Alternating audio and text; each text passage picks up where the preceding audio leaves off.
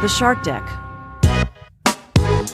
I'm Johnny Mac with your daily comedy news. Remember the story John Mulaney told in which he was so desperate for drug money, he bought a new Rolex for $12,000 on his credit card, sold it immediately for $6,000 cash. Well, John was on the Hollywood Reporter's podcast Awards Chatter and added some details to that story. Mulaney said, "I put $3,000 in an Apple shopping bag." Apparently, Mulaney threw $3,000 of the cash away.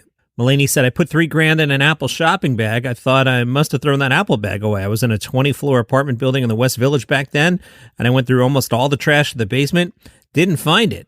Later in the podcast, Mulaney does a somber tone and does an impression of what the same story would sound like if he told it in the style of a confessional comedy special, saying, "I didn't want to make this laugh-heavy as possible. I didn't want to tell the story of, and there I was selling a watch I had just bought and I felt so small. I didn't want to have that tone, I really want to present these stories almost as if I were proud of them, because at that moment, I was. I made $6,000 in cash by only spending $12,000. I'll put it in an Apple bag. Don't worry about that." Mulaney was asked if he would ever consider hosting the Oscars, and he said, "Sure, why not? It'd be really fun. It's hosting the Academy Awards. Johnny Carson did that. Kimmel's so great, though. I'd probably rather watch Jimmy do it than me do it. But imagine that, me hosting the Academy Awards. Me in a tux right out there." Shout out to Twitter user $1 who pointed out that not for the first time nor for the last time I was pronouncing something incorrectly. And $1 told me, just call it Cannes. And I'm like, okay, thank you. So Cannes, big fancy French film festival thingy. Lorne Michaels was out there. Lorne was talking about SNL's 50th anniversary. The 50th season kicks off in fall of 2024. Some of this we've known already. The 50th will include a big blowout extravaganza at Radio City Music Hall in New York City, which, all things considered, not the biggest venue. That show will feature music and stand-up linked to the show's legacy and, quote, much more. Lorne says, right now there's a Friday event at Radio City, a kind of homecoming night. It will have musical acts and stand-ups throughout the show. Musical things that the cast have done over 50 years will be live. It'll probably be streamed because the language won't be in control and it'll take as long as it takes. Michaels added that the celebrations will be, wait for this is the hesitation in my voice, tied to the start of the 2024 Olympics in Paris. Before I read ahead, I'm going to guess NBC executives, synergy something. Hey, we've got the Olympics, so you're going to have Mike Tirico forcing some SNL segment that's going to just make everybody unhappy. You're going to tune in for the Olympics, and there's going to be Will Ferrell. Stop, John. Okay. Lord says there are some documentaries being made. That's awesome, about the show's anniversary, and that planning has been underway for 6 months, despite the event being a year and a half away. It'll be emotional, but everybody will show up because it's important. Lauren is hoping before they do the 50th season, there's a 49th season, writer strike. Lauren said, "I'm obviously a supporter, and I hope it gets resolved, but that decision will get made probably on the West Coast." Lauren reminds everybody for the big party, no +1s allowed. From Bant.com, Kevin Hart shows Ken why he's the most charming man alive. You can kind of hear me if you listen every day that I'm starting to turn on Kevin. That comment the other day about brands really like family or whatever the heck he said, that just sounded psychopath to me. So here we go, Kevin selling all the Kevin Hart products again. The interviewer said, "You basically have 70 projects in development at Heartbeat, your production company. You're basically working with every entertainment company and you have 4 kids. How do you do what you do?" Kevin Hart, this first sentence makes me want to throw up my red garbage can here in the basement. Kevin said, "First of all, amazing question to start off." Oh. Kevin said, the answer is very simple. The foundation of Kevin Hart is not just Kevin Hart. I would not be able to do, manufacture, shape, mold, create any of the things I have now without the ecosystem and the personnel underneath. The team is responsible for so much of that. The interviewer then name-checked Snoop Dogg, and Kevin said, "I love Snoop. Snoop and myself, we did an amazing collab together. For me, money is not attractive. I say this humbly. I don't need the money. What I need is longevity and a commitment. I would much rather a contract for Heartbeat that secures me in a position aim to create advertising material or creative material that best tells your story and amplifies your work." I read the sentence correctly. I checked myself. I don't understand the sentence either. In year 1, year 2, we did great. For the year 3, year 4, we can do better. Yahoo reports Matt Rife isn't actually a fan of TikTok. I was in the car the other day with my daughter, and I'm like, Matt Rife? And her generation, they know Matt Rife. Matt says, "I hate social media." Oh, by the way, can I jump in? I hate the internet. So I repost the podcast on YouTube, and I noticed one episode was doing extremely well. And I'm like, So I went, which episode is it? And I went and I looked. And it was one that didn't have the best headline. It was Sarah Silverman not interested in hosting The Daily Show. You know, a generic, Monday kind of topic. All right, whatever. But when I picked the thumbnail, did I take a picture of Sarah that was quite flattering, say, in the chest itch area? Sure, I did. And boy, off to the races.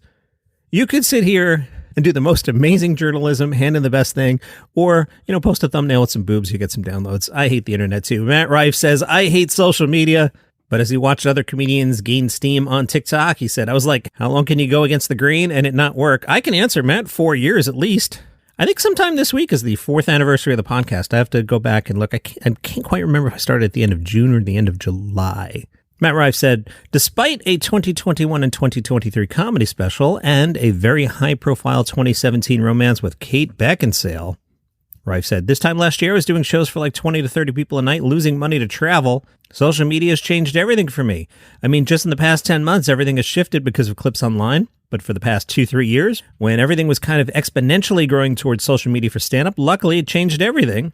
Maybe I'm just a voice for a younger generation. There's not a lot of people my age that have been doing it as long or have the experience that I have, so maybe that's finally showing through a little bit. Or it could be my face. It could be the way we do captions on videos. Who knows? I'm just happy people like it. One fan, Christina, attended a show of his in Iowa and brought a t-shirt with a picture of mouth stuff. Matt said she was the hottest mom ever in the middle of Iowa, where I didn't even know they made hot moms. She talks about how hot her daughter was. Creepy. And we FaceTimed her daughter on stage. It was absolutely incredible. And he stayed in touch with a hot mom. She's a good support. She comments on all my videos and she'll DM me on TikTok or something, just congratulating me on the tour. She has been so much fun. I'm creeped out here. Hot mom with mouth stuff shirt talking about how hot her daughter is. Weird. Matt says the experience of connecting with audience members isn't foreign to him, as he always does crowd work. It's something I completely understand. I've noticed that I'm a lot of people's first introduction to comedy. If you want Matt's attention, here's his advice. It's rarely the person who tries to yell out and get attention who's the most funny person to have an interaction with. It's always the most reluctant person in the front row. You at least expect to have a crazy story about them. If you're just patient, sit back and relax. It'll unfold naturally. I promise. Lyle Hall, a cantankerous real estate attorney, has lost the ability to walk after a deadly car crash. But he has also gained something, the ability to read people's thoughts. And not just the living. When a girl's voice calls to him from inside the abandoned Old Vic, Lyle is given hope of regaining the use of his legs, but it quickly turns to fear. This ghostly girl says Lyle's daughter, a rookie detective, will die in 4 days. Can he save her? Find out on the first season of Ghost Hampton, a comedy horror podcast.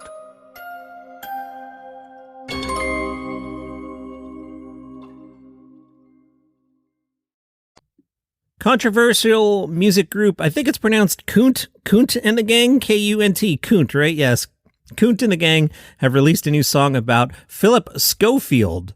Now, if you're a Yank like me, you're like, who's that? Well, Wikipedia tells us Philip Brian Schofield is an English television presenter. He rose to prominence as a children's BBC continuity presenter from 1985 to 1987. Hosted a bunch of other things. In 2020, Schofield came out as gay and separated from his wife of 27 years. In May 2023, he admitted to having an extramarital affair with a male ITV employee. All right, that's the setup here. Let's see what Kunt and the Gang are singing about. Their single's called Bum the Runner. It's now available on various platforms, including Spotify. The lyrics include, he jumped the queue to see the dead queen. That's not the worst thing he's done, if you see what I mean.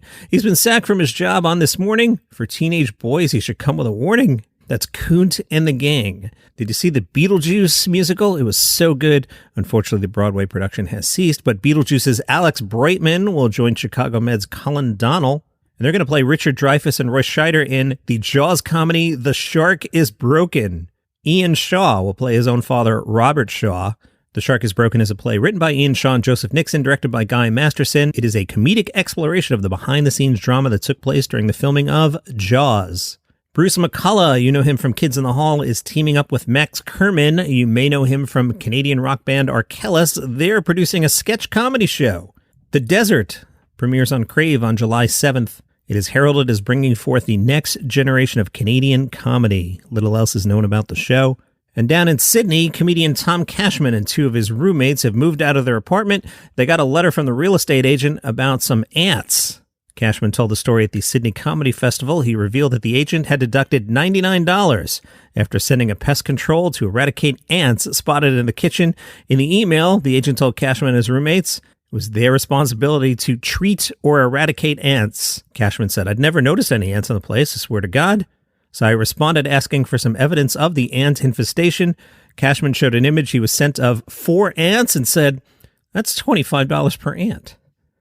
That's your comedy news for today. Follow the show for free on Apple Podcasts, Spotify. Smash that YouTube button, whatever, what are you supposed to do? Why don't you rephrase that, John, because that's not fun. See you tomorrow. All right, enough with the negativity. Hi, I'm Johnny Mack, host of 5 Good News Stories. It's a podcast twice a week. Every episode, I curate 5 heartwarming, uplifting news stories from around the world, showcasing the best of humanity, tales of kindness, fun animal stories, quirky items in the news, and you know what? More often than not, something about McDonald's. Can't explain why. I'll bring you a range of stories that will leave you feeling hopeful and optimistic. Start your day on a positive note. The number 5 Good News Stories. It'll make you smile. It'll start your day on a good note. 5 Good News Stories, wherever you get your podcasts.